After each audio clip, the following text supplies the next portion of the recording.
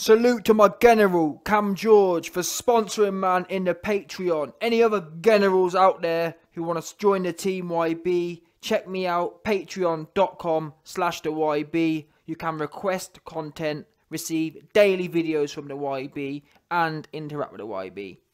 Wow, Anthony, the king of the numbers, Joshua, strikes again. And I hear a lot of LDBC and sour USA dons be hella mad. They be deep in their feelings after hearing this news. In fact, people may think I'm joking when I say this, but the truth is this. Listen, there are a number of USA LDBC generals who are sour. They're putting out videos talking about, oh man, Anthony Joshua's lying. There's only lying. Eddie Hearn's lying. Eddie Hearn lie. Eddie Hearn lie. They never sent an offer. Eddie Hearn lying about Anthony Joshua's numbers. All these goofy dudes coming out. They're sour, man. Hella sour. Ain't it funny though, yeah? When Deontay Wilder's goofy pay-per-view numbers come out, which no one can verify, they roll with them numbers though. In fact, they don't even roll with them numbers. When there's about 6 different confirmed numbers for Deontay Wilder pay-per-views, the LDBC always take the highest one, yeah? That's what they do. However, when Anthony Joshua comes out and he has a third-party verification, like he did by Barb the other day, yeah? LDBC called Anthony Joshua's pay-per-view record in the UK for Joshua vs Ruiz 2, they called that fake. A third party came out and verified it. That's the difference here. Anthony Joshua's numbers are third party verified, and even then they say, well, we don't really know who owns Barb. This organisation Barb, yeah, they've been around for like 60 years, long before pay-per-view was in boxing, but still, somehow, 60 years ago, Eddie Hearn corrupted an organisation that was around, madness. Anyway, fact of the matter is, Anthony, the king of the numbers, Joshua, shut down pay-per-view sales in the UK by 25%. Over 25%. Better than his Klitschko numbers. And he did that by carrying the show on his own. Ruiz is unknown apart from the clout AJ gave him, literally.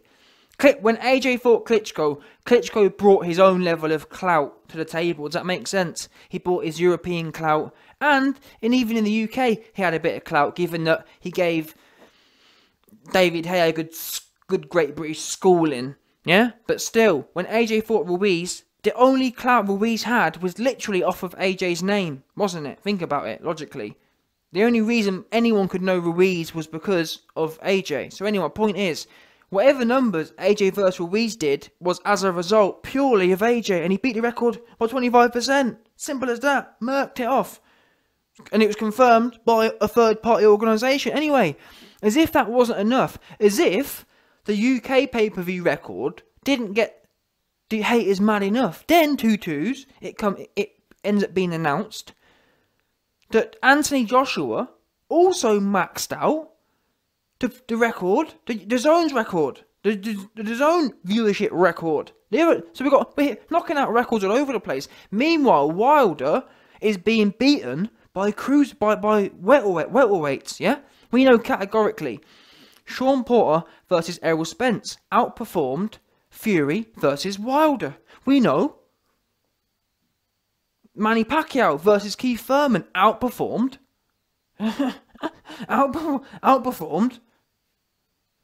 Wilder versus Fury. We know Manny Pacquiao versus Adrian Broner outperformed Wilder versus Fury.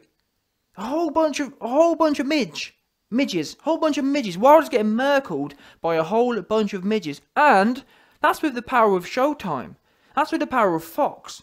He's getting murked off by a bunch of people 4 foot tall. Yeah? That's what is happening. Murked.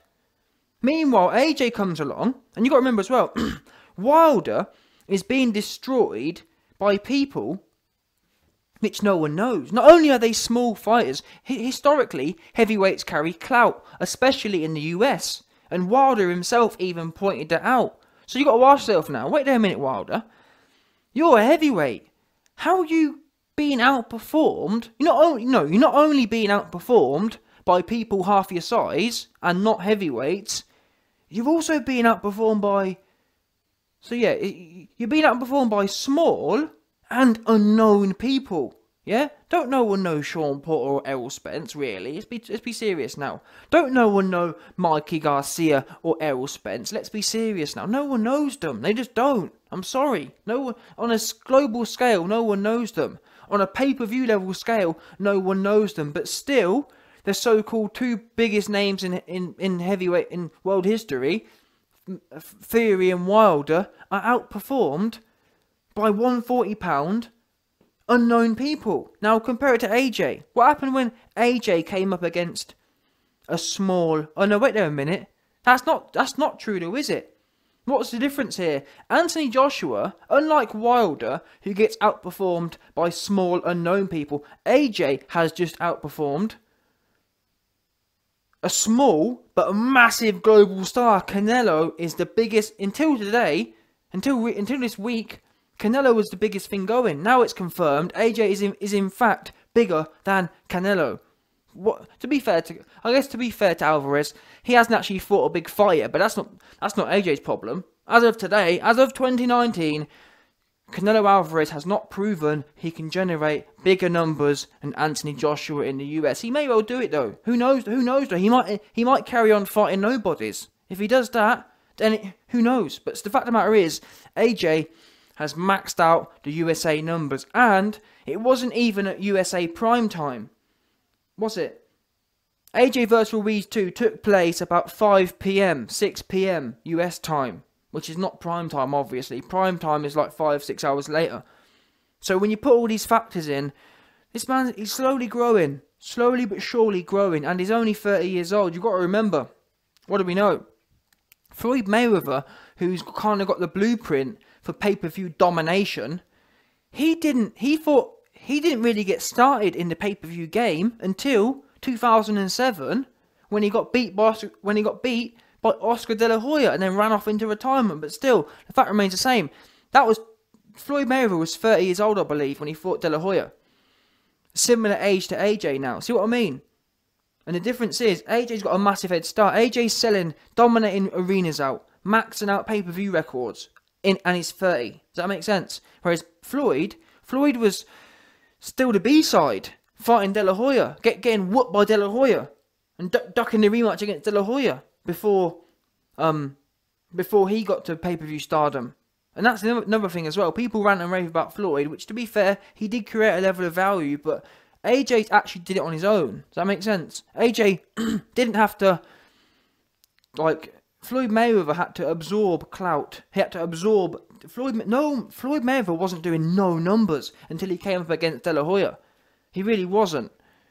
And Floyd had to beat a load of Mexicans to generate value. And the other thing is, Floyd Mayweather's value was based on hatred. People didn't like him. People tuned in to watch him lose. Whereas AJ is doing it a lot harder.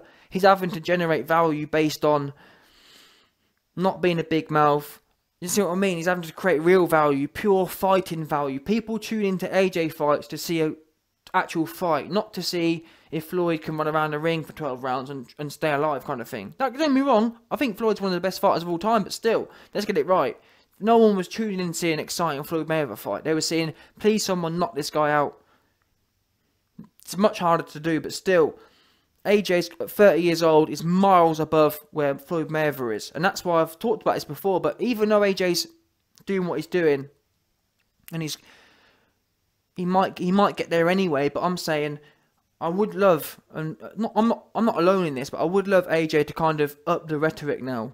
Yeah, you're in the last half of your career essentially. Well, to be fair, no, you're not really. You're probably coming out of the first third. If you return to pro in 2013, 5 years, no, it's probably about halfway now.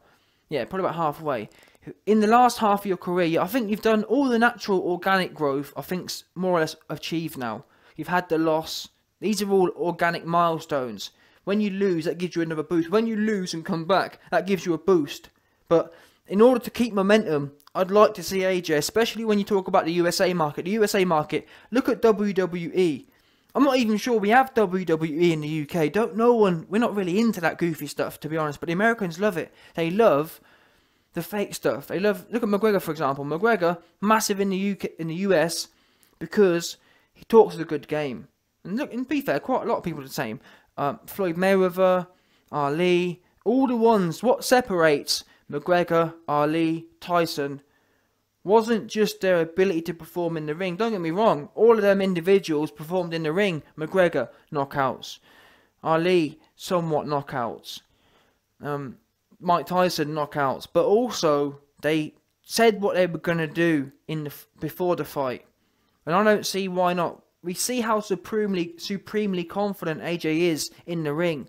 I don't think there's anything wrong with kind of I don't think there's anything wrong with vocalizing that confidence. Tell your fans how confident you are. Not in a linear way. Oh, I'm very confident. I've trained very hard. Not that way. I'm saying translate your supreme confidence into a prediction. Essentially, what I've noticed, that's what it comes down to. Ali would talk about what he's going to do and when.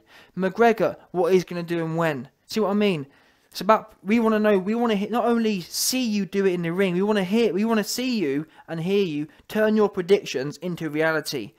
This man's going to get it in this round. That's what I've noticed about what drums up, what gets people excited. Talk about what you're going to do to him. We want to hear about what you're going to do before you do it, and then we want to see you actually go in there and, for example, yeah, even if you don't, the great thing is, you don't even have to go for knockouts necessarily, although it is advisable. But still, my point is, take the Andy Ruiz performance on December 7th. Let's say if Anthony Joshua, yeah, imagine if AJ had gone into that fight, and 4 weeks before, he was saying, this man, I'm going to jab Andy Ruiz's quant right in for him. See what I mean? You don't even have to be talking about knockouts. You just have to, whatever your plan is, yeah, basically, whatever your plan is, knockout or not, you have to sell it to the public. If you plan on going in there and giving Andy Ruiz a boxing lesson, tell your fans that before the fight. Listen, I'm going to be honest, guys. Andy Ruiz, after the way he beat me, he don't deserve an easy knockout. I'm going to box his head clean off tonight. See what I mean? You can spin it either way. And then when you're fighting people like Pulev, you tell Pulev, you capped your pants in the first fight. You are getting it, yeah? Or whatever. I'm gonna knock you out worse than Vlad knocked you out. See what I mean? You can be fruity with it. And now some people will say, oh well, oh no, I like him. I like but oh well, I don't like this. I don't like that. I like it myself. I don't see nothing. As long as you're actually doing what you say, I don't see the problem with it. You can be humble as well. We've seen it with the Jarrell Miller performance. I know Jarrell Miller was a certain way, but still, there's nothing wrong with telling someone. And you can kind of do it in a jovial way as well. You don't have to be aggressive with it. You don't have to be, you can just tell him, listen, I respect Pulev. I think he's a great fighter, but he's getting it. And it's as simple as that. See what I mean? I hate to break it to you. This man's getting it, good and proper. So, you don't have to be disrespectful or not humble about it. You just have to be honest, yeah? I'd love to be able to sit here and tell you this ain't going to happen, but it is. Anyone don't like it, I suggest you don't watch the fight then, yeah? If you don't want to hear, if you think me telling you what's going to happen is me not being humble, don't watch the fight then. Just tune out of boxing. If you don't want to hear what I'm going to do, then you surely don't want to watch it either. That's what it comes down to. Any fan who says, oh, yeah, you can't say that, you're not being humble, and what are you watching boxing for? Because for me, in my opinion, it's a lot worse to see someone do something than just talk about it. But anyway, I've digressed there, but that's what I believe AJ needs to do, or not needs to do, but I think that's what AJ should do if he wants to maximise his earning potential and his pay-per-view stardom level. I think that's the next element now. I think that being humble's great in that, but I think there's a limit to it. Historically speaking, we just haven't seen any. Name me a pay-per-view star you know or remember who didn't have a bit. Tell a lie, actually. Pacquiao. That's a great. Pacquiao, to be fair to him. Pacquiao sold over 1 million pay-per-views a number of times against Marquez, for example. Marquez wasn't a big name. Yes, they had iconic fights, but Marquez wasn't a big name in his own right or a massive name. But Pacquiao sold over 1 million pay-per-views with him. And they weren't necessarily big-mouthed, although that was that particular fight, Pacquiao and Marquez did have a lot of bad blood, but still, Pacquiao. But So that's fair. Pacquiao built his name on pure knockout. So that's what I'm saying isn't necessarily fair. But when you compare Pacquiao to Mayweather, there is a difference. There was a clear A and a B side there. So if you want to become that Mayweather, McGregor, Ali, Tyson level, it seems to be you have to. Well, then again, even Lennox though. Lennox sold a lot of pay-per-views, and he wasn't a big mouth. So maybe what I'm saying isn't correct, but still, in this day and age, we're not 20 years ago now. The market's developed, in my opinion. You do have to have a bit of an X factor to reach the absolute pinnacle. And when I say absolute pinnacle, I'm talking about eclipsing the 5 million pay-per-view mark. If AJ wants to do 5.1 million pay-per-views, I think he's going to need this element to it. And then again, I'm not even sure it's even possible in this market, because you need someone like Pacquiao, you need someone like McGregor to be able to achieve them feats. But who knows, maybe AJ can create that kind of value on his own. But if he is to do that, I think it's going to take a clear promotional strategy. You're going to have to mix it up, in my opinion. To be able to sell 5 million pay-per-views on your own, you're going to really need to know how to talk, or really drum up some WWE-ness inside you.